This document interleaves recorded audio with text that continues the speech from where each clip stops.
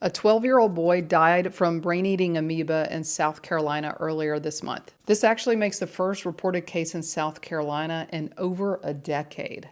He passed on July 18th after reportedly contracting the illness from Lake Murray in Columbia, South Carolina. I just did a video explaining the pathophysiology of this disease earlier this month. Although it's incredibly rare, this serves as a stark reminder of one of the most lethal waterborne illnesses known to medicine. Naegleria fowleri, the amoeba that's responsible for this disease, naturally exists in freshwater lakes, rivers, and hot springs all across the United States. It particularly flourishes during these summer months of July and August when the water temperature rises. It actually enters the brain through our nose when water is forced through our nasal passages, and it can enter through the cribriform plate in the skull. Once it enters the brain, the amoeba triggers a massive inflammatory response in the brain and causes massive cerebral edema, similar to a meningitis type picture. It's 97% fatal and causes death within 3 to 7 days of exposure. Now, it's not known what part of Lake Murray that he was swimming in, but we know that this infection typically happens in stagnant parts of the water, like shallow coves where there's not a lot of water flow. Stagnant places where there's algae, you want to have a high level of alert. It's not that algae is related to this amoeba, but they both survive in the same type of water environment.